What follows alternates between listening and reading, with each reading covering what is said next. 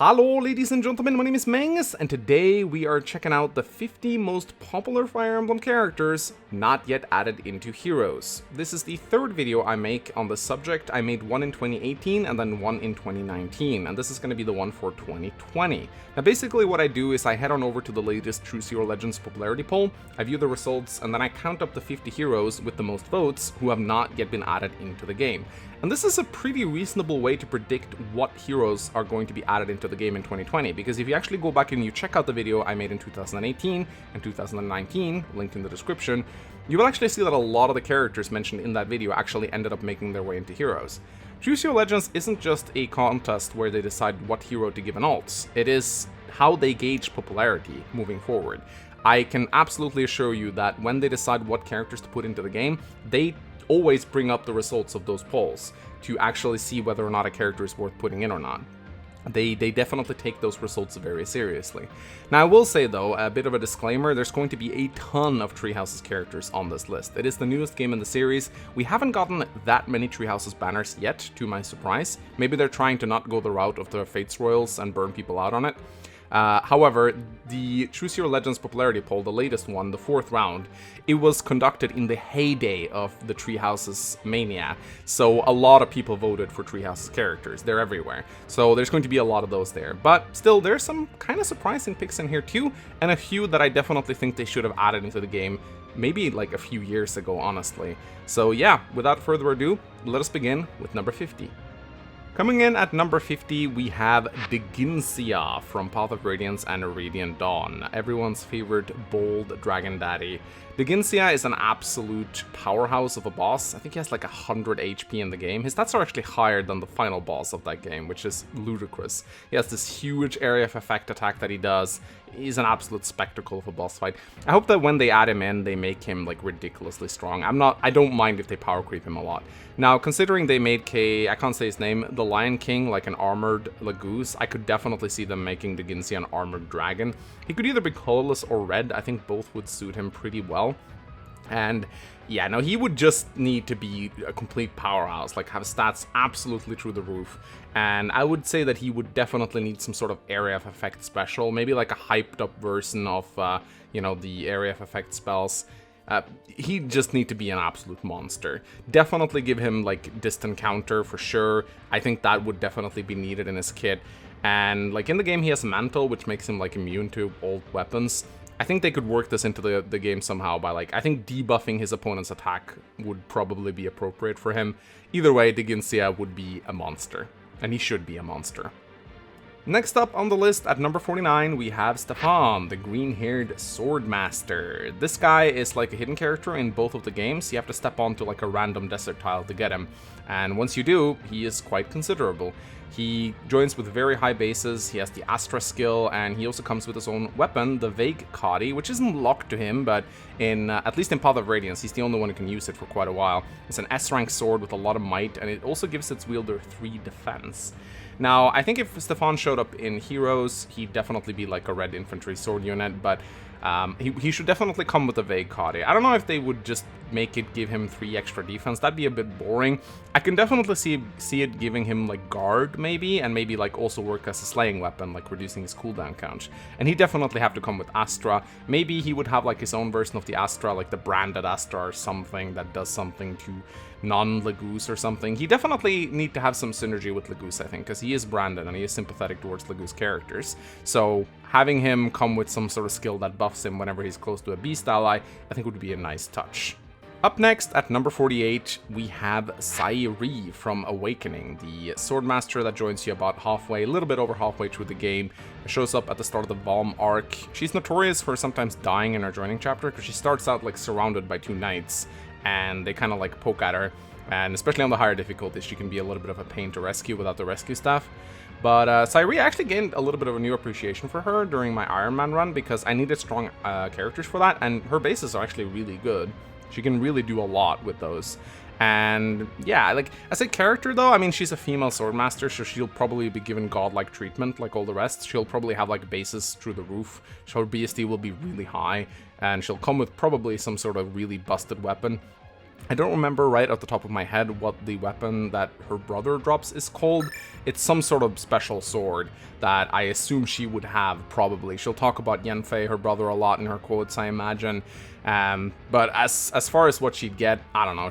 Red sword unit, we have a lot of those already, but they'd probably just power creep her stats because she's a girl and she kind of looks like Lynn, so they'd like really focus on her thighs and she'd be a fan favorite just because of that. I mean, she's on this list, so clearly people want to see her in the game. Up next, at number 47, we have another Tellius character. Yeah, we're gonna see a lot of those. We have Pelleas from Radiant Dawn. Of course, Pelleas is a bit of a secret character. You can only really obtain him on a second playthrough. And he is the only dark magic user in the game that's playable. So he's an interesting character for a lot of units. Sadly, he isn't very good. He joins very late, his bases are really poor, and while he does have pretty good growth rates, yeah, you know how S characters usually turn out in Fire Emblem. They're very seldom worth the investment. So Pelleas, how would he be added into the game? Well, I mean, I assume he'd be a red infantry mage. He comes with Miracle as his personal skills. I assume he could maybe come with that. Maybe he'd be like a really tanky dark mage. I could see them making him very tanky. Now, his weapon would probably be the Balebirth that he can take off Izuka. That's the SS rank dark magic tome in Radiant Dawn. The Balebirth is a very interesting weapon. In Radiant Dawn, it had a lot of might and some crit on it, and it also gave its wielder 3 strength.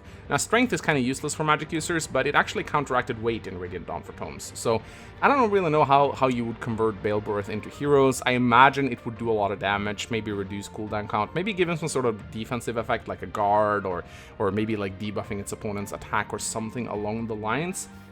I could definitely see them making Pelleas like an extremely durable dark mage. As for how they'd make him stand out, I don't know. Just probably pump his BSD up or something. Up next, at number 46, we have, wait for it, another Tellius character. We have Lucia, or Lucia. I don't know how to say her name. I'm just gonna say Lucia, from Path of Radiance and Radiant Dawn. She is one of the retainers of Alincia, and she is a swordmaster in both of the games. In Path of Radiance, she has long hair, and then in Radiant Dawn, her hair gets cut like halfway through, so she gets like a designer-style haircut instead, which honestly, like, everyone knows I'm into long hair, but I actually think Lucia looks pretty damn good with her short hair. It's like a really nice look for her, actually. She is, like, probably one of the most underrated waifus in Tellius. I think, like, she is extremely hot. And of course, being a female swordmaster in Heroes means that she is going to receive the Carla treatment, which means that her stats are going to be through the roof, and she's going to be super good despite being pretty damn mediocre in both the Tellius games. She's actually really trash in both of the Tellius games, like horrible. But she's going to be like super good in Heroes, just mark my words. Her tits are going to be huge. Her thighs are going to be out there, and she's just going to have BSG through the roof and just be like an insanely good one. She's going to like power creep Larsa. Just mark my words. When Lucia gets added into the game, she's going to be the best sword infantry they've added thus far, because that's just how they treat women with swords in Heroes. Up next, at number 45, we have, finally, a genealogy character, a girl who has gone by many names. Now she is known as Eriness. She's also been called Erin, or Erin Riss by me, to the annoyance of Mecha and a lot of other people in the community. Or if you go very far back in time, she was also known as Fury in the old translation patch. But yeah, Eriness, she is a Pegasus Knight that joins in the first generation of FE4. She's on the lookout for Luan when she gets tricked into attacking Sigurd, falsely thinking that Sigurd is about to execute him, but then she joins his side. Now, the problem I have with Eriness is that she is a green-haired Pegasus Knight in a very long line of green-haired Pegasus Knights. They're kinda hard to differentiate from one another. I remember when I reviewed the Cypher art with Rin, there was like a girl that I thought was Eriness that wasn't Eriness, and then there was another green-haired Pegasus Knight that I thought was someone else that actually was Eriness. So, you know, it's a bit hard to differentiate all these different girls. There's just so many of them. Now, as for Eriness herself, she is, you know, I don't really know what I'd give her. I mean, her traits in FE4 was that she was, like, kind of fast at base, and that was, like, it. Gave birth to some cool kids, I guess. So we have a lot of blue lance flyers in the game. So I think maybe a better alternative would be to make her a sword flyer, because FE4 Pegasus Knights can use swords and lances, and we definitely need sword flyers more than we need lance flyers at this point. How you differentiate her, though, I really don't know. Probably, I imagine she'd have like a lot of rests, maybe come with some sort of iceberg glacius build. But yeah, I don't know. There's just so many flyers, and it's kind of hard to tell them apart. So I'd say just make her a sword flyer. Make her a little bit of a better version of Sheeta, maybe. That'd be kind of cool. Up next, at number 44 on the list, we have our first Sacred Stones character. We have Null, or as I would call him for many years, Knoll. Fun fact, actually one of the first spotlights I did was of Null. I think it was like the second or third. I was very surprised to see so many people requesting him. Null is a very interesting character. He's a shaman that joins like halfway through Sacred Stones. And I think a lot of people overlook him quite a bit because his stats aren't very good. But what's really amazing about him is that he joins at level 10 and he can be instantly promoted to a summoner, which is like one of the best classes in Sacred Stones. They're insanely good. Now, I remember when Erica got added into the game, or her dark alt, and wielding the Gleipnir tome, which was such a slap in the face to Null fans, because like Null was one of the original characters who could actually use the Gleipnir. Try saying that many times, that's actually really hard. He was one of the few original characters who could use the Gleipnir tomes, and instead, they just put it on Erica, even though you could only really obtain it via a glitch, which is just, ugh. You know, we give the Fates Royals a lot of crap for getting so many alts, but seriously, have anyone ever taken a look at how many alts Erica and Ephraim have gotten over the years? They're seriously the Fates Royals of Sacred Stones. Like, we've gotten so many of them. I don't want to see any more freaking Erica and Ephraim alts at this point. Like, just, there are other characters in Sacred Stones, you know. So no, I definitely think he deserves to be added, and he should use the Gleipnir tome just for the hell of it. Just give him the Gleipnir tome. I don't care. He doesn't need a new one. Just give him that. And personally, I would love to see summoners in Heroes. I know that's never going to happen. But can you imagine how cool it would be to have a unit that could like summon in like a 1 HP unit that you could use, maybe like once per battle? It'd be so cool. I mean, imagine all the cool shit you could do with that. I know they're never going to do it because that would like we don't have disposable units in Heroes, but imagine how cool it would be if we did. I mean, imagine how much cool shit we could do with that in like Grand Hero battles and stuff like that. Yeah, that'd be cool, but they're never gonna move far outside their comfort zone to actually give us something new and spectacular like that, though I wish that they would. Up next, we have Tatiana. She is from Echoes. She is Zeke's girlfriend, the optional character that you have to rescue from Nui Baba's abode, and one of my favorite redesigns in Echoes. I think that they really did her justice. Like, she looks so unique. In Guidance, she was kind of just like a recolored Nina, but in Echoes, they kind of gave her a very unique look. Tatiana, brought into Heroes, I think should definitely be either a staff unit or a green tome. She could be a green tome, like can use light magic, but I think a staff unit would fit her a lot better. And she would probably focus like heavily on buff skills, maybe like joint skills. Definitely like a unit that would buff a unit that's next to her. Because, you know, she's all about, like, protecting Zeke and, like, buffing up Zeke and keeping him healed. I personally would love if they brought in, like, a Fortify healing staff into the game. That instead of healing one target, like, once you heal everyone on your team by the same amount. Like, a small amount, obviously. Don't want to make it too OP, but that'd be really interesting in Tempest Trials and big maps such as Rival Domains and stuff like that. Because if you just bring in another unit with a staff with some buff skills, like, she's gonna face so much competition from everyone else. I don't want them to repeat what they did to Forest and just like put very generic skills on her. But yeah, no, I love Tatiana, and I hope to see her added to the game. Her design is amazing, and I'm very excited to see what they could do with her in Heroes. You know, aside from just giving her massive titties, because that's what they do to all the females.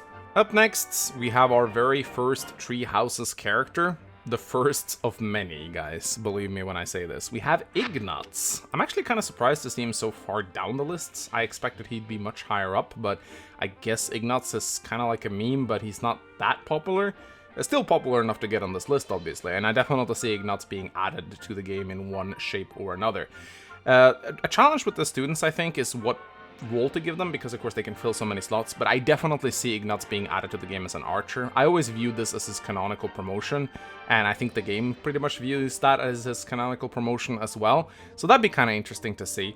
Now, Ignatz's gimmick, like at least in Tree Houses, was kind of being very accurate and very reliable. Like, his personal skill gave him plus hits. I don't really know how you translate this over to Heroes, since there is no hits. You can't really miss attacks in that game. So I assume they would probably give him a bow that maybe like increased his attack whenever he initiated or something along those lines. I can definitely see him like buffing himself, maybe if there's like a lot of allies nearby or something like that. Ignatz is a hard unit to pin down, because he kind of likes to read, he's very modest, he's humble, you know, he's smart. How do you really translate this over to an interesting unit? I guess he'd be sort of like a buff-oriented archer that relies on having allies nearby. I'm honestly at a loss for this one. I don't really know how I would implement Ignatz in the game. I think I'd make him a green bow or maybe a blue bow. I think a colored bow would be cool on him, just mainly because we don't see a lot of colored bows, and it'd be very interesting to see more of them. There's so many colorless bows. So yeah, I hope they make him like a red or a green. I don't care, just give him a color, and I'm happy, honestly. Up next, at number 41, we have our very first Fates kid. We have Dwyer, the butler son of Jacob. Dwyer's actually a very interesting kid. He's the first Fates kid I did a spotlight on, I do believe, if memory serves. I picked him up sort of by accident in my Revelations playthrough, and I actually ended up liking him a lot. He's a very interesting character, and also a kid that you can get ridiculously early. Because if you play female Corin, marrying Jacob takes practically no time at all, and then you can unlock that paralog and get Dwyer really early. In fact, during my Iron Man run, I tried to obtain Dwyer like before chapter 10, and I was actually able to unlock the S support, but turns out that the enemies actually don't scale, or they start scaling at a certain point. So if you try entering the paralog too early, you'll actually just face really scary promoted enemies, and you're not going to be able to clear it, unless you can like rush the boss, I guess. Dwyer, again, I mean, we recently saw how badly they butchered Forests in terms of putting him like full of the most generic skills in existence, and just really making him very undesirable. I would be worried that he would do the same thing with Dwyer. I don't know if they would make him a staff unit or a dagger unit. I always canonically view Dwyer more as a butler than I did a healer, although his gimmick is that he heals. Like in his joining chapter, Jacob chews him out for deciding to heal his allies instead of fighting directly. So Dwyer is definitely a bit of a healer, so it would make sense for him to be like a mounted staff unit, although I could also see him being like a dagger unit. Kind of depends. Now, Dwyer had a very interesting personal skill. He was good in castle battles. So his whole gimmick was that he was very good fighting in the castle. I don't know if there's a way you could translate this over to heroes. You could make him like good in certain game modes. I don't know how you do that. Maybe make him like giving a bonus skill that works in the arena or something like that. It would actually be very interesting. I guess he could definitely come with like an arena dueling skill, because that was his whole gimmick in Fates. He was good in castle battles. So that'd be kind of cool if Dwyer was also good in arena battles. Maybe like a skill that just gave him +4 stats whenever he was in the arena. Like he was, maybe like make it so that he's always a focus unit in the arena. Not in terms of scoring, but in terms of bonus stats. Like he always gets that bonus whenever he fights in the arena.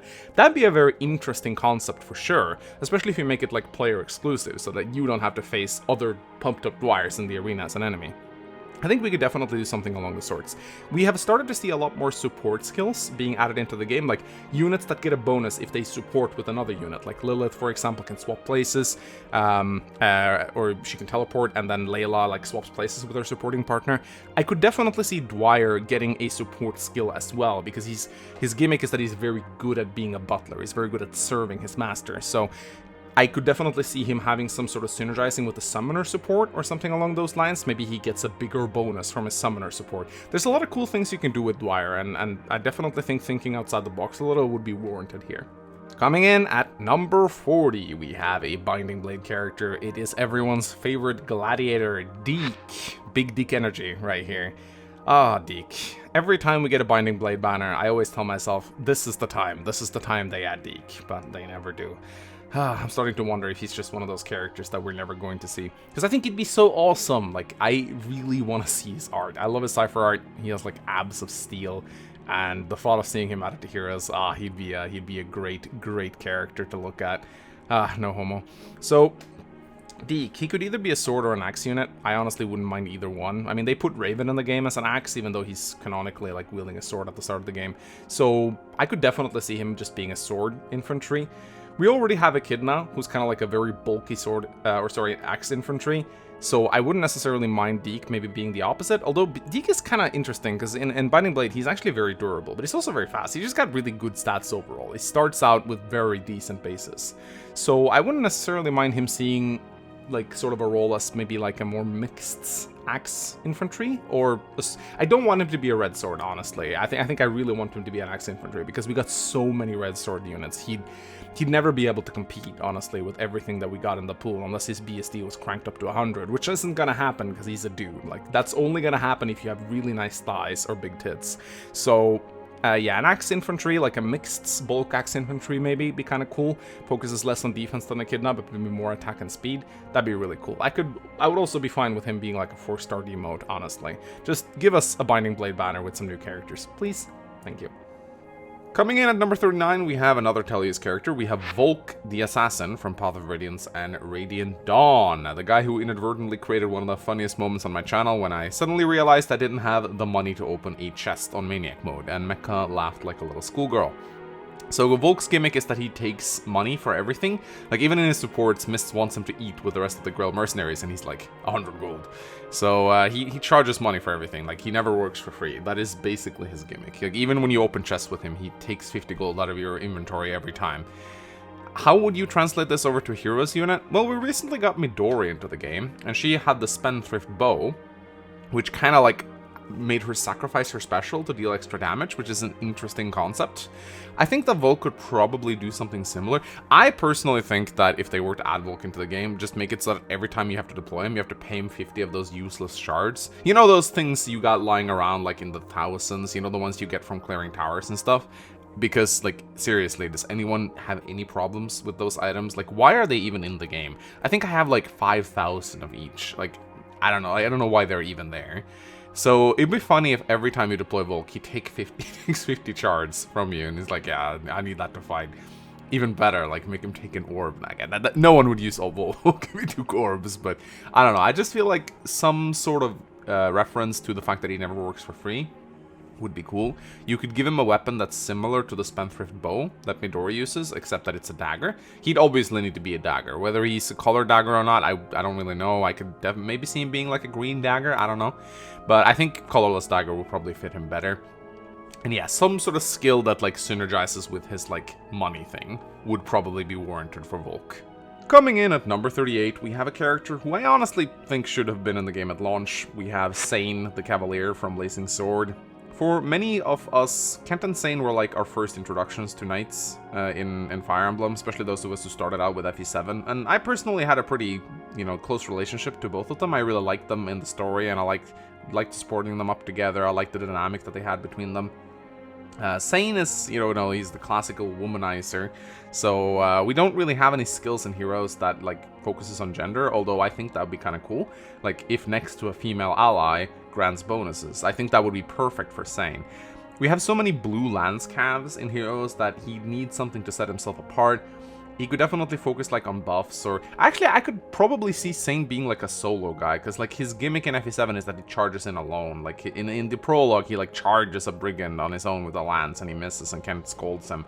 So I could definitely see, like, if they add Kent and Sane, Kent would be like a buff-oriented cavalier that like focuses on his allies, and Sane would be like stacked full of solo skills because he's like all on his own, doing his own bravado and stuff like that. He would need to be a lance cav because I think Kent would be a sword cav and Sane would be a lance cav. But I personally would really enjoy it if he got a bonus whenever he was next to a female unit. But we haven't seen any gendered skills in heroes yet, although I think that would be a cool thing to add, because that is a thing that we have in original Fire Emblem. We have skills like Demoiselle and Gentilhomme, who like focuses on female and male allies and stuff like that. So I'd like to see that added to the game at some point, and I think Sane would be a good opportunity to do that. Coming up next at number 37, we have Gerald, Byleth's dad from Tree Houses. Now, Gerald's, he's actually never playable in the game itself. He's a green unit, and then he kicks the bucket, because dads can't be allowed to live in Fire Emblem. Now, I know exactly how I would add Gerald into the game.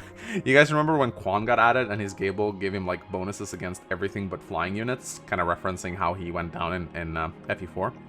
I think I would do something similar with Gerald. His title in the game, in Tree Houses, they call him the Blade Breaker, and that's even the name of his personal skill. He, like, debuffs anyone he fights.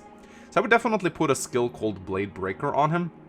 It could be like sort of like a amped up Sword Breaker, or it could be like a multi-breaker skill where it's like he gets like breaker advantages against swords, lances, and axes, but not daggers. He is weak against daggers. So how I would make it so Gerald like has a weapon triangle advantage against all those 3 weapons, but then he has like a huge weapon triangle disadvantage against daggers.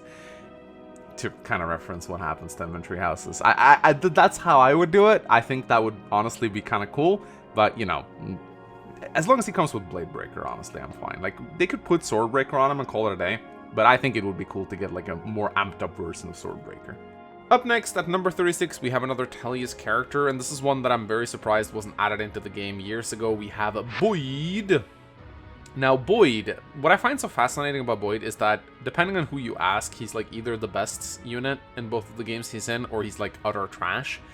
People either love Boyd or they hate Boyd, and I think one of the reasons why is because it's extremely RNG whether or not he turns out good or not. He is very, very subject to the whims of the RNG, and the reason why is because there's a lot of factors that play into whether or not Boyd turns out good or not. Due to the way strength functions in the Tilius games, by counteracting weights, if Boyd gets a strength and a speed level up at the same time, he effectively gains 2 attack speed. And if he gets a lot of strength and speed level ups early on, he quickly snowballs out of control, becoming a character that doubles and hits incredibly hard. And that way he racks up just a lot of kills and he just becomes one of your best powerhouses due to the fact that he just becomes a meat grinder. However, if you're a little unlucky with Boyd and he doesn't get strength or speed, or neither, which has happened to me on multiple playthroughs, he just kind of turns out a very mediocre unit that can't really kill stuff and isn't like super durable and isn't very accurate either. And he just lags behind really, really fast. And this can happen, like, this is true for both games he's in, both in Path of Radiance and Radiant Dawn. He benefits a lot from those strength and speed level ups early on. And his growths are pretty good, so it's likely that you'll get them.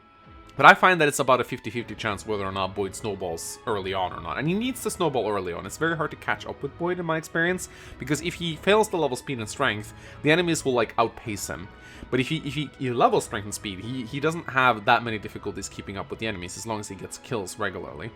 So for that reason, I think once Boyd gets added into the game, it would really fit if he is a unit that would like a lot of odd or even skills. This also fits his personal skill, Tempest. At least in Path of Radiance, like, his biorhythm is very unstable. He gets higher biorhythm bonuses and higher biorhythm penalties, so he's like a lot more... He goes up and down a lot more, right? So odd and even skills would work really well on him, like odd strength wave, or odd attack wave. Strength wave doesn't exist. Or odd attack wave, even attack wave, or just like skills that makes him like good on odd or even numbered turns to like represent the fact that Boyd goes up and down a lot, not just in terms of scaling, but also just, you know, a nice reference to his personal skill. And I think that'd be really cool.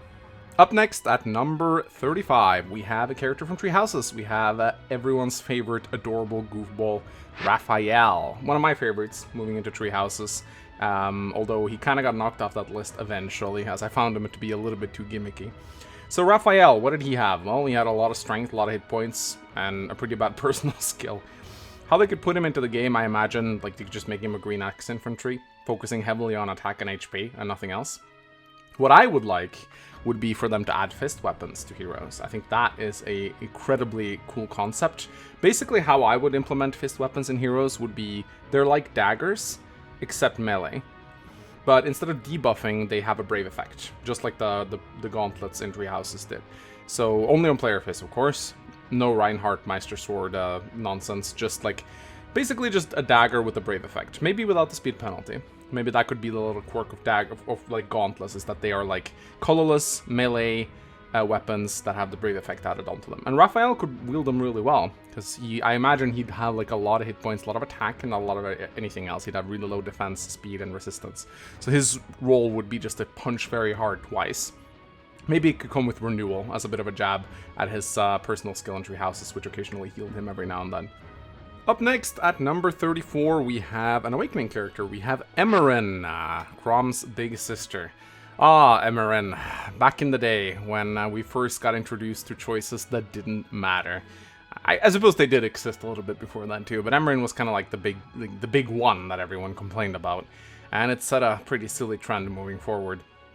So Erin, I mean, she'd have to be either like a blue mage infantry or a staff infantry. Like, I think a healer would work best for her, even though she was a sage in Awakening. I think it would definitely be a lot more suitable for her to be a healer. I really don't know what you'd give her. Like, I imagine she would like focus heavily on buffs, like a lot of buffs, and have her synergize with Crom in some way. Definitely could see her having some sort of ability that like sacrifices herself, not like the sacrifice combat art, but like actually having some sort of ability that like debuffs herself to buff her allies around her. Something selfless, something that puts herself at risk but buffs everyone else around her. That would definitely be a good fit for Erin. Next up, at number 33, we have Lucia from Fire Emblem Echoes, also known as Ryuto in Gaiden. So Luthier, ah boy, imagine being a guy in Fire Emblem and seeing your sister not only get added before you, but also getting an ult before you even make it into the game. That is just the fate of being male, man. So Luthier, he would most likely be either a red or a green mage. His whole gimmick in Echoes, at least for me, and at least from what I remember, is that he could wield the Excalibur at base, and he had a very high skill stat, so he crit a lot. So I imagine that Luthier would come with the Excalibur tome, and that he would probably have some sort of ability that like lowered the cooldown charge. So he'd be all about like pure damage output, really. It could come with some sort of skill, either Glimmer or Moonbow, and just like charge it extremely quickly. I could definitely see that being a thing. Maybe make him effective against air units. That'd be kind of cool, even though the Excalibur wasn't effective against air units in Gaiden and Echoes. I think. I might be wrong on that. I don't think it was. But do feel free to tell me how wrong I am in the comments if it turns out that I'm wrong. Up next, at number 32, we have everyone's favorite Ara. We have Manuela from Three Houses. And this is just licensed to print money. I mean, we have titties on display, we have the mommy factor, we have the Ara energy. Like, this is a character that just needs to be put in. Now, she could either be sort of a mage, like red or green mage would work for her, I think, or she could just be a staff unit. What I think would be really cool if they added Manuela into the game with some sort of skill that protected her allies from special proc. She could maybe apply guard to her allies that are adjacent to her, because of course Manuela's big selling point in Three Houses was that her personal skill gave crit avoid to adjacent allies, which is actually insanely useful because you go up against the Death Knight a lot and he tends to crit you. There's very little you can do about that, so having Manuela there to like reduce that chance by a lot, it's actually very nice. Chance taught me that. She could also rally Charm, which was also really nice, but there are no Gambits in Heroes, so maybe they'll add Gambits to Heroes. That'd be kind of interesting. So yeah, like some sort of some sort of adjacent buff, I think, that like protects her allies. Maybe make them take less damage from special triggers. That'd be kind of cool. But yeah, just maximum titty. You got it. Like, everyone will spend orbs. That's how you do it. Give us Manuela. Up next, at number 31, we have another character with big Ara energy. We have Cornelia from Three Houses. You know, that lady with, like, the enormous titties. Like, they're massive, huge, humongous titties. Imagine what they're gonna do with her in Heroes. I'm just saying, like, Loki, sit down. There's a new mommy in town. Like, they'll make her titties the size of, like, planets.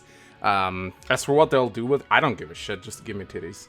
Up next, at number 30, we have yet another Three Houses character. Get used to this. We have Mecha's newest waifu, Katherine.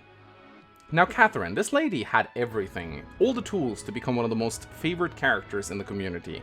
She's female, she's hot, she's blonde, she's tan, she's cool weapon, cool introduction, cool bases, she can be recruited relatively early, and yet I feel like Katherine is for the most part just an afterthought. I mean, she's popular for sure, she's on this list, so people clearly want to see her in Heroes, but I feel like anyone who's not a student got kind of shafted hard in Three Houses. Even though some of the teacher characters got a lot of love and a lot of people like using the teachers, it's just, if you're not a student, you'll never get the main spotlight in Three Houses, I think, and that's just the reality of it, because the students are just, by their very nature, so much more appealing, because they can be customized, whereas many of the teachers are more set in stone, even though they can be tutored too. So, Katherine, how would she be added into Heroes? Well, she need to come with her Thunderbrand. That is, like, I don't care what they do, she'd need to come with a Thunderbrand. And, I think... So a lot of people think that the Thunderbrand should have distant counter, but it never had distant counter in Three Houses. I think it's just people are confusing it with the Raijinto that Ryoma had distant counter. So I think the Thunderbrand... Katherine, I just want to see her be like an all-out damage dealer. Although, the thing about Katherine is that she was actually kind of tanky in Three Houses. In fact, her personal skill gives her 5 extra defense when she doesn't have a battalion. So I think that she should be like very offensive oriented, and her weapon should be like a brave effect. Maybe even like the Maestro Sword, where it's like he has like a brave effect on both faces. But I think Katherine should have like a skill that gives her defense when she's solo. That would make sense, because that would synergize well with her personal skill in Three Houses, where she literally gets defense when she's on her own. And then she could just focus on offense, using that skill to keep her safe. And just be like a unit that goes in, just deletes anything. Kind of similar to Reinhardt, or Sword Reinhardt, but on foot. I think that'd be really cool to see. Coming in at number 29, we have Stephane from Radiant Dawn, and I suppose Path of Radiance as well. Stephane, you know, the guy behind everything. How would we add him to the game? I think he could come in 2 variants. He could either come as like a mythic hero, or he could come as like a regular one. He could come like as his prime minister self, wielding a staff and just kind of be a healer with the Ashera staff, or he could come as Leonie with wings. That would honestly be really cool to see. He could kind of like be a dancer, maybe, like a black Herod. I'd love to see that. That actually would be really, really, really cool. But how they would add him, it depends, really. I'd be fine with either. I think like a Prime Minister healing variant would kind of be more boring. I think definitely like a Black Heron would be way cooler. That might be a bit of a spoiler though. But then again, they already did Salgius without a helmet, so they don't give a shit about spoilers. Coming in at number 28, we have the legendary hero Athos. And this was definitely a big surprise, I think, for a lot of people when they brought in Bramimond instead of Athos. Like, everyone thought Athos would definitely be like one of the first elite mythics, but nope, they brought in Bramimond, and he was also the first colorless tome added into the game. Now, as for Athos, I don't think he should be a colorless tome. He could certainly work as a colorless tome because he has mastered all forms of magic, so I actually wouldn't mind this. But I think honestly he should be a red mage infantry, and he should come with the 4-blaze. I think that would be honestly completely fine. Maybe like a legendary variant of the 4-blaze, because that was his personal tome. That was the weapon that he used. I know they didn't give Apocalypse to Bramimond, which I thought was a bit strange, but I still think that they should give the 4-blaze to Athos. Like, he could come with the Orla too. I wouldn't necessarily mind that, because he did come equipped with it, and he could certainly use it. Hell, he could even come with like a Dark Tome. I could come with a Gespenst or something. I wouldn't necessarily mind that either. But yeah, I don't care. Like, just make him like an absolute nuke. It would be kind of funny if he was like a little bit like different to Bramimond in a way, where sort of like Bramimond gets stronger the stronger opponents he faces. Maybe like Athos gets stronger the weaker. No, that wouldn't work at all. That's an awful idea. Up next, at number 27, we have another Treehouse's character. We have Nemesis. I think a lot of the reason why Nemesis is so popular is solely due to God-Shattering Star.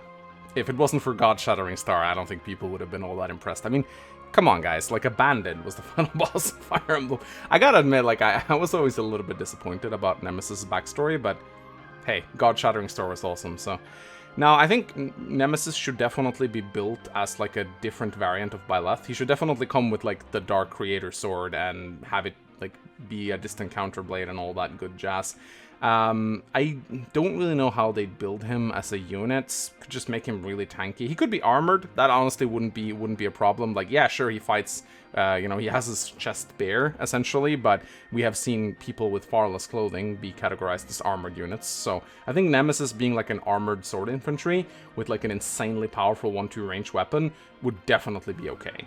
Next up, coming in at number 26, we have yet another character that I thought should have been in the game at launch. We have Urk from Blazing Sword.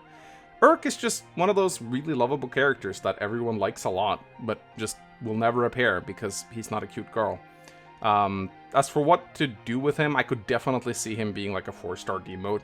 I wouldn't really expect anything spectacular out of Urk, especially if he gets added like in his mage attire as opposed to like a sage promoted version of him. I don't care, just give him generic skills. I don't care, just give me a 4-star Urk. I think he definitely deserves to have a role like that, just be easily accessible. Honestly, it'd be cool if he could be sort of like a bit of a different variant to Nino, like just a free-to-play mage that you can plus 10. Maybe a little bit less glass cannony and a little bit more focused on just being all-around good. That would definitely be nice.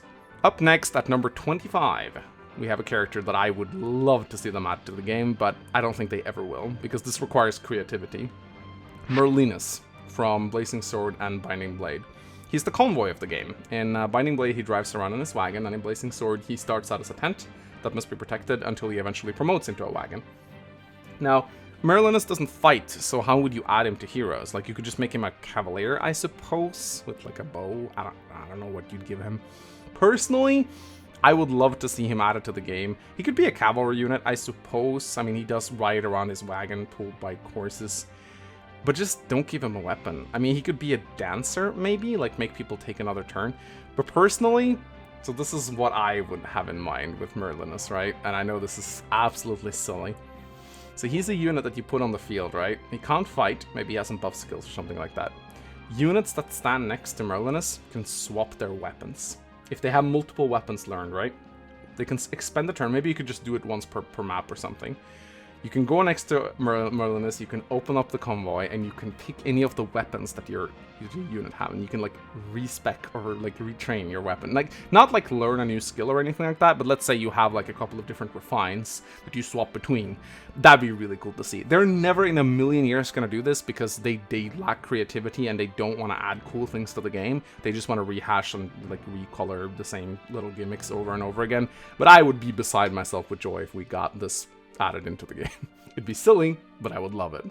Up next, at number 24, we have a Fates character. Don't see many of these on this list. We have Nyx, the Dark Mage. Now, Nyx is a very interesting character. I actually like her a lot. I don't like the whole gimmick where she's an older woman trapped in the body of a young woman, but I do actually think Nyx has a very interesting personality, and her supports are really good. And she's also like one of the few characters in Fates who is actually recruited on the battlefield. This is like, I think she might just be one of the only ones, maybe aside from maybe Shura. This is so rare in Fates, because in Fates, everyone's either a royal or a retainer of the royal. And there's so few characters on the sidelines, which I think is actually one of Fate's weakest points, really. There's like, everyone is either a royal or a retainer, and it's so annoying. Kind of like, one of the criticisms I have of Treehouse is that everyone's almost a teacher or a student, you know? But Nyx actually comes from the outside, and she gets recruited in, which is very nice to see, and that makes her very unique in my book. Now, how you'd build Nyx, I mean, I think a more like offensive variant of Ophelia. Yes, I said that. You know, I know Ophelia is already a glass cannon, but I would love to see an even glassier cannon. Just give her the Excalibur tome, you know, the good one from Fates, and just make her like, if she doesn't kill, she gets killed. That'd be fun to see, because Nyx was like, she's so frail in Fates, like holy crap, she had like 80% magic growth or something like that, and tons of magic and speed and just nothing else. Her growths combined were actually shit, but she was an offensive glass cannon, and I thought that was, I actually like characters like that, so I'd love to see her added into Heroes in that variant. Coming up next, at number 23, is another character that I would absolutely love to see added into Heroes, but don't think they ever will add. Or if they do, they're gonna be boring about it. It's Sane from the Arcania games. Now, Sane is a very interesting unit. In the games, he could transform himself into an ally of his choosing for a limited amount of turns. He would copy their stats except for their HP and not their inventory, but he could essentially become another copy of a unit in your army.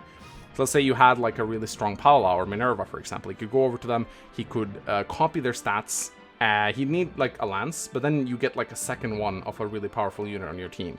It's really funny to see this used in like LTC runs and stuff like that. Don151 uses Sane really creatively in his playthroughs, and he's just a really interesting unit. I think he's a unit that a lot of casual players tend to like bench because they just they don't see the value in like duplicating a unit. They'd much rather have like a Dancers type unit.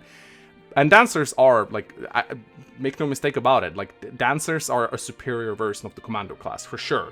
Because being able to just freely dance for units and make them take extra turns also makes units get more experience. Whereas Sane, any kill that you give to him is kind of wasted because his stats don't matter, and he, like, any experience that he gets is, like, it's useless, right?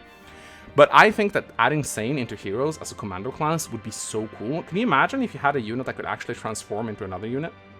Like, let's say you have a really strong +10 merge, right?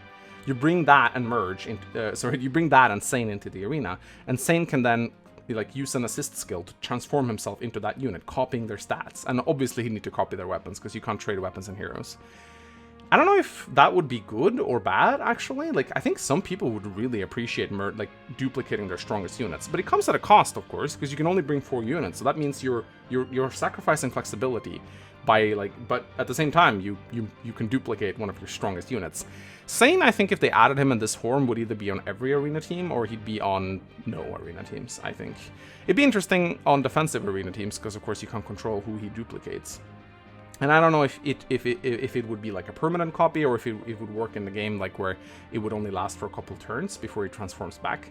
But I think that this unit would be hilarious, and I'd love to see him added. But I think that if they ever add Sane, he's just going to be a Divine Dragon. He's just going to be a mannequin, and he's going to have some boring stats and some skills, and he's just going to... And he's only ever going to, like, use his power in, like, cutscenes. That's how I think they're going to implement Sane, because that's the safe thing to do. But I would love to see them add a commander to the game, even though it would completely mess up everything. Coming up next, at number 22, we have... Oh, not this guy. Chris. The male variant of Chris from Fire Emblem 12. Probably one of the worst avatars ever. maybe after Corrin. I think Corrin might be worse, but Chris is pretty far up there on the shit list. Chris, oh god, he's so dumb. One thing that amuses me about Chris is that his male avatar seems to be a lot more popular than his female avatar. Like, I checked, his female avatar, like, spoiler alert, she's not higher up on this list. She's like number 70 or something on this list. So she didn't even make the cut, even though she's like cute and stuff. So, I don't know, usually female avatars do way better than male avatars because Avatar sucks, and the only reason people like avatars is because some of the female ones are hot, like female Robin. But for some reason, people like male Chris. I don't even know how you'd add him to the game because he can be any class, literally. So, I don't know. I don't care. Chris sucks. Don't add him, please. Coming in next at number 21, we have Mila the Earth Mother from Echoes. Hey there, post-production Mangs speaking here. So, I am fully aware that Mila is already in the game. This was actually filmed before the banner dropped, so I can't really go back and change it because that requires me to do the whole list over again. But I'll just leave it in, and I'll talk about my predictions, and I guess we can see how accurate I ended up being. So yeah, that's all I wanted to say. And I was as surprised as anyone when Duma actually got added into the game ahead of her. I always thought they'd add Mila over Duma in terms of the Mythic Hero because, you know, tits over abs. But then they were like, no, we're adding Duma, which I thought was kind of cool. I think that if they are adding Mila as a Mythic Hero, then they should add her. She should be like completely opposite in every way from Duma. Like every ability and skill that Duma has, they should have on Mila, but opposite. I think that would be cool. Like Duma is all about like causing earthquakes and destroying buildings in ether raids. Mila should be like buffing or protecting buildings in ether raids, you know? Anything that Duma does, Mila does oppositely. That's how I think they should add her. Up next, at number 20, we have another Treehouses character. We have Leonie, a girl I thought I would hate, but actually ended up liking quite a bit. Leonie is another example of a character where I really wish they'd add gendered skills to heroes, because of course Leonie's personal skill in Treehouses was that whenever she was next to a male ally, she became competitive and got bonuses. And I think this could work really well in Heroes too. You know, whenever she's next to a male ally, she could get like a +5 buff or something. I guess they could make a variant of it whenever she's next to one ally, I think. Maybe not multiple, but if there's only one ally next to her, she gets like a +5 buff in every stat or something like that. I think that'd be really cool. As for what they'd make her, either a flyer or a lance infantry. I think a lance infantry would actually suit her better, even though she was pretty good at flying in Treehouses. I just see her being on her feet. Kind of maybe like make her a little bit of a better version of a Boro. That'd be kind of cool. Coming up next, at number 19, is a character that I actually forgot to include on my last list, even though he was definitely on there. It's everyone's favorite little R-word archer, Shannon. So Shannon, an interesting character that has received a lot of flack over the years for his stance on Lagoose. He doesn't have the best of attitude, let's just put it that way. He tends to view them as a little bit inferior, you know. Again, not gonna say the R word because I'll get demonetized, but yeah, Shannon. I think with the addition of Lagoose into the game, there's a lot of cool stuff that you could do with Shannon. You could just give him a Lagoose bow, have him be a counter to Lagoose units, have him receive some sort of buffs. I think he'd definitely be like a solo type character. He's not like, he does like hang out with Rolf and he's the mentor of Rolf, but he's also kind of like a flying solo type, but definitely. So having some sort of skills that buff him whenever he's alone would be nice. And whenever, like, I think he should just have a buff whenever he goes up against Lagoose type units. Just effective against Lagoose, bonus damage against Lagoose. He'd just be a beast killer. And I think that would work out really cool for him, actually. Up next, at number 18, we have Lorenz, one of my favorite characters from the Golden Deer. I really, really love this guy. He's so incredibly likable, despite being like a snobby noble. I definitely understand all the hype surrounding him. Now, as for what you would add Lorenz as in Heroes, that'd be a tricky choice, because he can be so many different things. And a lot of people make him Cavalier, although I definitely think that a magic unit is his like strongest suit. Definitely, like, Dark Knight is my favorite class to put him as, although he masters a whole ton of different classes. But I do think you should go for something magical due to his magic-based crests. Now, Lorenz, I think, could be added as a red Tome Cavalier. I think that would be cool. Now, Lorenz's skill or personal skill in Treehouses was that he got extra attack whenever he had a battalion equipped next to him. So I definitely, since there's no battalions and Heroes, I think it would make sense if he just got this buff whenever there was an ally next to him or something along those lines. Now, Lorenz's gimmick is that he likes to like look after the commoners. He views himself as like a noble that should protect the common folk. So what could be cool, I think, would be if he gets a buff whenever he's next to a unit with like lower BSD than him or something like that. That'd be really, really cool. It'd be a bit weird, because I don't think there's a skill that works like that, like actually like synergizes with BST, but I think it would be cool. Like whenever Lorenz is next to someone who's like weaker than him, he gets like a +5 to all stats. But whenever he's like not, or whenever he's like next to someone who's better than him, maybe he gets like a debuff or something like that. It'd be a bit tricky, a bit clunky, but I think I would appreciate something along those lines with Lorenz. Next up, at number 17, we have Seth. I have something to ask of you. Please don't make me a shitty male free-to-play flyer with horrible BST and a Silver Lance Plus. Please, I beg of you. Flane would cry. Up next, at number 16, we have Kaspar from the Black Eagles, and I really would want him to come into the game as a brawler. Again, if you didn't watch my Raphael entry, I basically want fist weapons to be added as sort of like melee daggers, and I could definitely see Kaspar being sort of more of a balanced version compared to Raphael. Raphael would have like a heap ton of attack and hit points and nothing else, whereas Kaspar would be more balanced, more like faster than Raphael. Maybe he'd even be able to quad with his gauntlets. And now Kaspar's personal skill, reduce the avoid of everyone adjacent to him. So that would be kind of cool to see. I mean, that would simply just be like a seal skill or anything like that, or maybe like an attack smoke or something like that. I could see him being a unit that like rushes into combat, hits an opponent really hard, and like debuffs everyone around him. There are a lot of units like that already in the game, but I think that would be a cool niche for Kaspar to fill. Up next, at number 15, though only in the Japanese version, we have Flane, everyone's favorite cinnamon roll.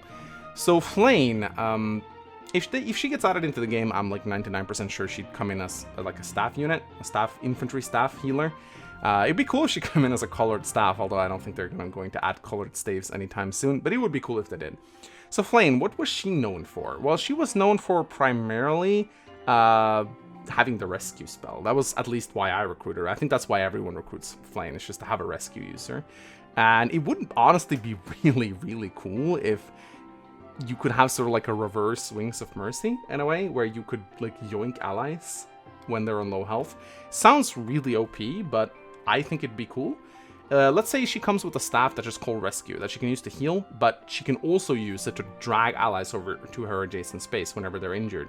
Maybe even when they're not injured. Maybe she can do it like once per match or something like that. That could also maybe be an assist skill, although it sounds really, really broken. I don't know, it could be like, it could be like a 2-range assist skill that drags people towards her or something like that. I don't know. I just want to see some creativity in heroes. I just want to see some, okay, I'm going to go on a little bit of a rant right now, but I feel like the only thing they can do in Heroes these days is just a power creep. Power creep and add bigger numbers. That's all we get these days. When's the last time we actually saw like a really clever ability? Like something along the lines of like Layla, her ability to swap with her support partner. That was kind of cool, but it's very limited. You know, you can only do it with one unit. Or maybe like a Lilith who could like teleport around. I like to see stuff like that, but I would like to see things that are a little bit more common. That would like spice up the game a little bit, you know? Can you imagine if they just added like a rescue function that was available widely among all your healers? It would really change the way you play heroes, right? If you had the ability to suddenly rescue your wounded units, it would really make it a lot of fun to use in the arena and whatnot. It'd be cool if they took some chances like that every now and then, instead of just adding power creep to the whales. Up next, at number 14, we have Dedue. And again, just like I said with Raphael and Kaspar, if Dedue gets added in, I would really want him to be a brawler, although I think he could also be added as like an armored knight, or maybe like an armored brawler. That'd be cool. Armored brawler? Oh yeah, that's amazing. Now, of course, Dedue is a really good unit in the game, or in Tree Houses, I should say. At least in the pre-time skip phase, because his personal skill was basically if you waited with him, he got 4 extra defense, which just made him such an insane tank. Like, Dedue was a unit that you just sent in, pressed wait, and then like he tanked everything. I absolutely love how he plays. Falls off a little bit after the time skip because he goes away for a little while, but still a really fun unit to use. And I think I would love to see him added into the game as anything armored, really, and just have him use a skill that whenever he doesn't attack, he gets like a huge defense bonus. Like, really, it's that simple. Like, have him have a skill that's called like Liege Shield or something. Whenever a unit just waits or doesn't attack, it gets 5 defense and resistance. That's all you need. Coming up next, at number 13, we have Lady Seros. This is definitely a mythic hero. Now, Seros and Raya were actually 2 different people in the Choose Your Legends events. Even though they are, you know, technically the same person, I do understand why they felt the need to keep them apart, because they are sort of 2 different people in the story of Tree Houses. Even though they are the same person, they play 2 very different roles. I think Seros looks really cool with her attire. She's like a true Valkyrie. I really like her appearance. Now, I think that if they add her into the game, yeah, she definitely needs to be a mythic hero, for sure. Now, she was a brawler, or she punched Nemesis, at least in the cutscene, so I wouldn't mind seeing her added as, like, a brawler unit. But I guess she could also be a sword unit. I'm fine with either, honestly. As for how to actually build her, I think she'd be like a solo fighter, kind of similar to Edelgard in a way. She, like, whenever she fights one enemy by herself, she's just insanely good. Because that's kind of like Casero's gimmick, is that she, like, fights really well on her own. But however, she also commands the respect of a lot of people around her, so some buff skills wouldn't be bad either. I don't really have any idea on how to make Seros. As long as she looks cool, I'm okay. Coming up next at number 12, we have everyone's favorite big titty goth GF. We have Shamir, also from Tree Houses. Shamir, oh man, she gripped the community with a iron grip when she first showed up. I remember everyone just going like, oh my god, she's hot. And she is. Like, Shamir is ridiculously hot. And I'd love to see her added into the game. I think, you know, Yadder, she has to be an archer. Could be a colored bow. I don't know what color would suit her. She could be like a green bow, blue bow, red bow. I don't care. Colorless bow might fit her better, though. She has sort of like a bleak color scheme going on.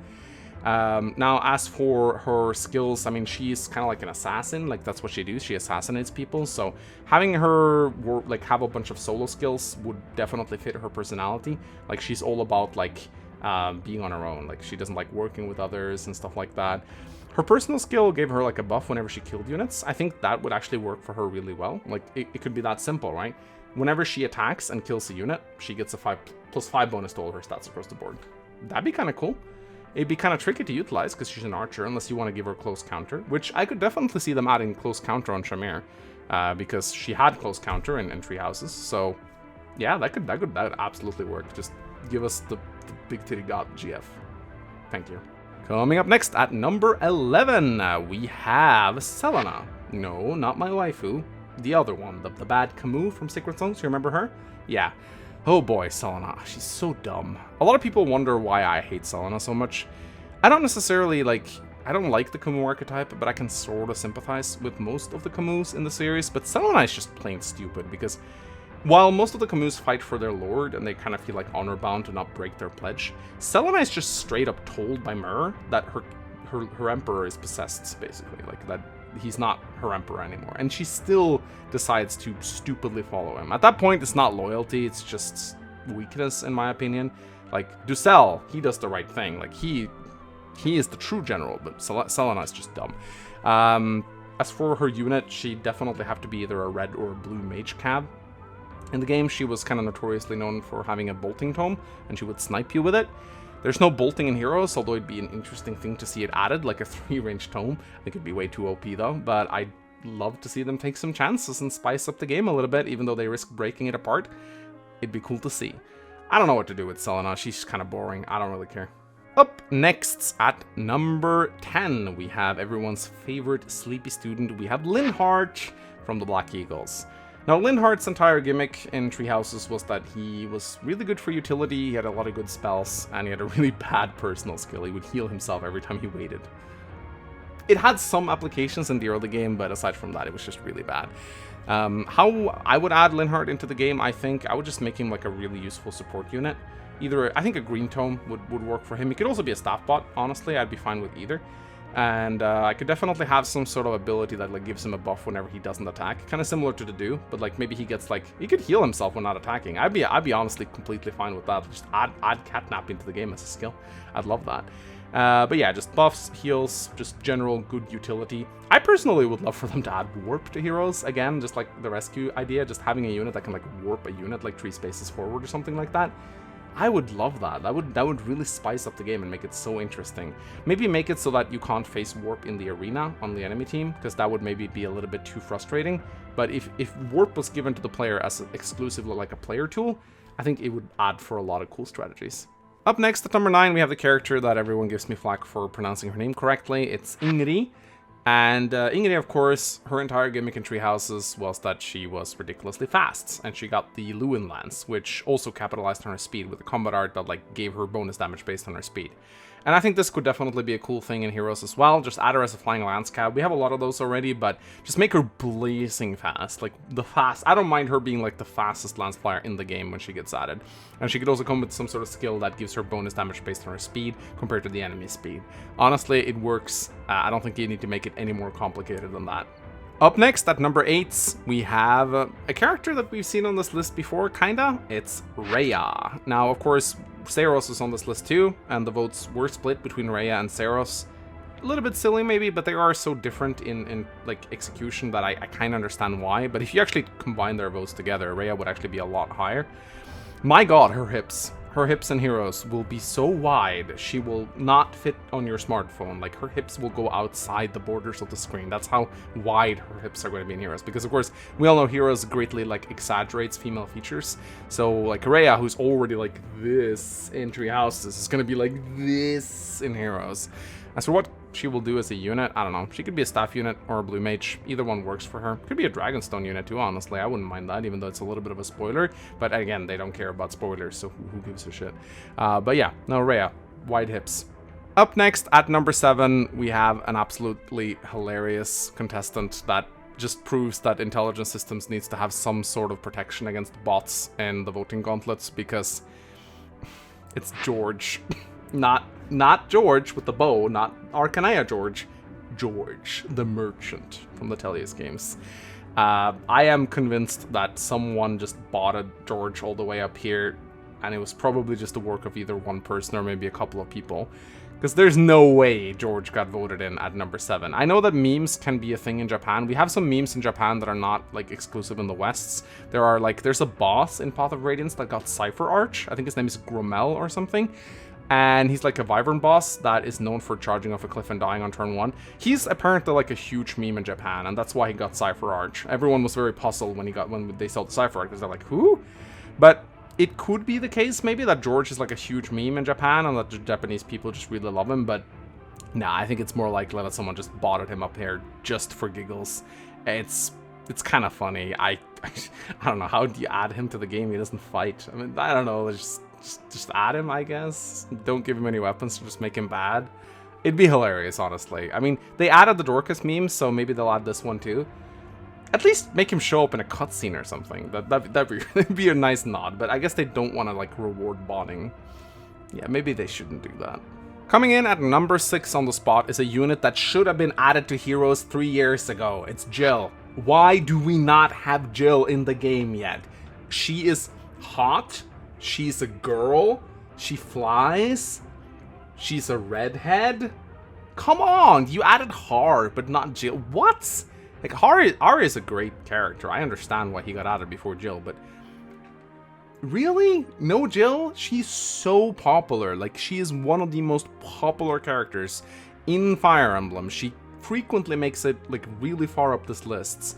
And for some reason, Intelligence Systems seems to just forget that she exists. Is it because she is the R word? Is it because they don't want to add a character like that? Because in Path of Radiance, she's a little, like Shannon, you know? She's a little bit on the rowdy side. She says some pretty bad things about the Lagoose.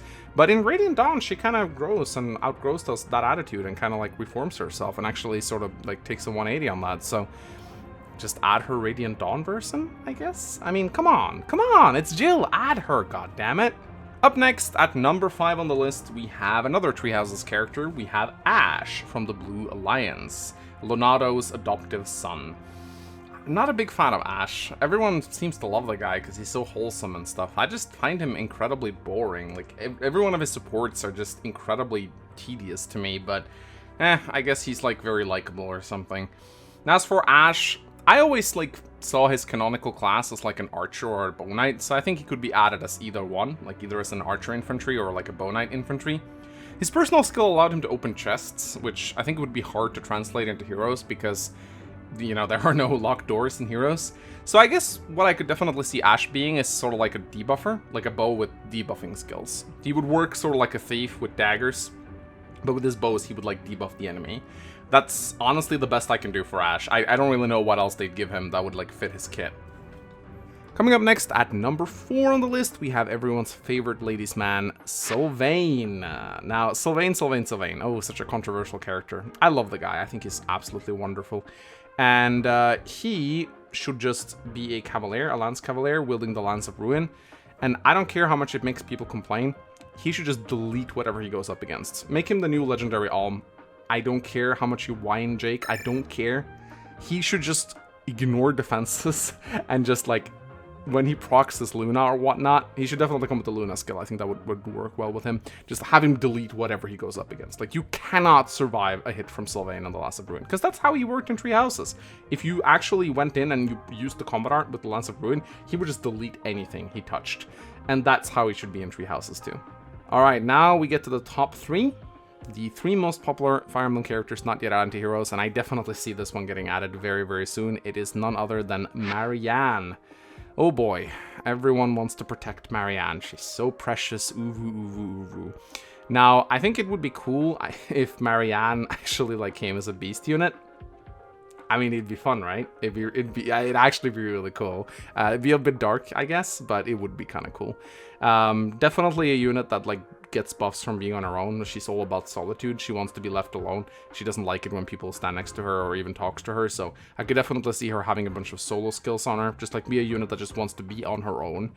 Then again, a lot of people like to make Marianne a healer, so I don't really know how that would work. Like a solo healer, the concept doesn't really work all that well unless she has like a really like long range healing staff. Maybe they can give her like a super physic with like 4 range. Again, I'd love to see some new stuff like that added to the game.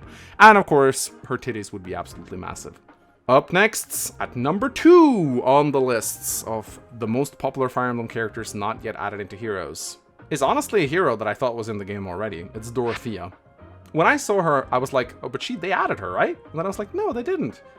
Honestly, like, why not add Dorothea already? Like, again, like, she has everything you want, right? She has the sex appeal, she's hot as hell, she has the titties, she's in Three Houses, she's a girl, like... If Dorothea doesn't show up on the next Three Houses banner, I don't know what they're doing, honestly. She's so popular. She is probably like one of the most popular females in Three Houses overall. I know we focus a lot on Edelgard and Marianne and Bernadette and stuff like that, but I actually think Dorothea is like the most universally loved female character in Three Houses. She really has such a striking design. She really just sticks out. And as for what you'd make her, she could... I honestly want to see her add as a dancer. I think that is honestly what she should be, because that is her entire gimmick in Three Houses, that she can sing. And while there are certainly better characters to make a dancer than Dorothea when you play Three Houses, I think that she should just come with a sing skill and just be a dancer. Give her some magic that she can fight with and some other skills, but I don't care, I just want to see her sing. And then finally, coming in at the number 1 spot, the most popular Fire Emblem character not yet added into Heroes. This came as no surprise to me, and I don't think it will to you either. Is Felix Fraldarius. Everyone's favorite little edge... He's not an edgelord. I don't dislike the video. He's not an edgelord, okay? I take it back. He's a tsundere. I know. I was wrong about Felix. I admit it. He's not an edgelord. He's edgy, but he's not an edgelord. I still think he's a jerk, but he's a lot more likable than a lot of other edgy characters in Fire Emblem, for sure. But that's just not important. What would he be like if he came into Heroes? Well, I think for sure as a Red Sword Infantry, like, there's no other way to really do Felix. I think you could try to do something funny, like make him a Mortal Savant with, like, magic or something, but no, he'd need to come with the Sword of Sultan, I think, and the Aegis Shield, the relic of his house. The Aegis Shield could give him, it could be like an A skill that just gave him some immunities, maybe. Make him just take less damage. What I could definitely see Felix having is, like, an Aegis Shield that, like, makes it harder to deal with him from range. Like, he could be like a monster in melee combat that procced his skill like instantly and dealt like tons of damage, and obviously he'd need to be super fast, right? But he could have the Aegis Shield that protects him from ranged attacks. I think that would honestly be a really cool kit for him to have. And the Sword of Sultan could just be like a high might weapon that like has a killer effect on it or something like that. Just make him hit like an absolute truck. He could have some solo skills for sure. He wouldn't be a team player. Just like attack speed solo probably, and some sort of protection skill, and just like a sword that chews through enemies. I think Felix would be a powerhouse without any equal. He'd probably be one of the strongest red swords added into the game when he eventually shows up. And again, if he doesn't show up on the next Three Houses banner, I don't know what they're doing. He definitely should get added at this point. Hoi! Oh boy, that was a long video. Oh my god, but we're finally done. So this was the 50 most popular Fire Emblem characters in 2020, not yet added into Heroes. Which of these characters do you think we'll see in the coming year, and which ones would you like to see? And are there any characters not on this list that you think deserves to be added into Heroes? Let me know in the comment section below. My god, this was a long video. Thank you so much for watching. If you watched all the way through the end, then let me know in the comments. I'll call you a true fan and give you a pat on the back. And I should also give Jake a pat on the back for editing this monstrosity. I probably should pay him more. Anyway, guys, have a wonderful night. By now, I should probably be home from my cabin trip, so I'll be interested in reading all your comments on this video. And yeah, I'll see you guys next time.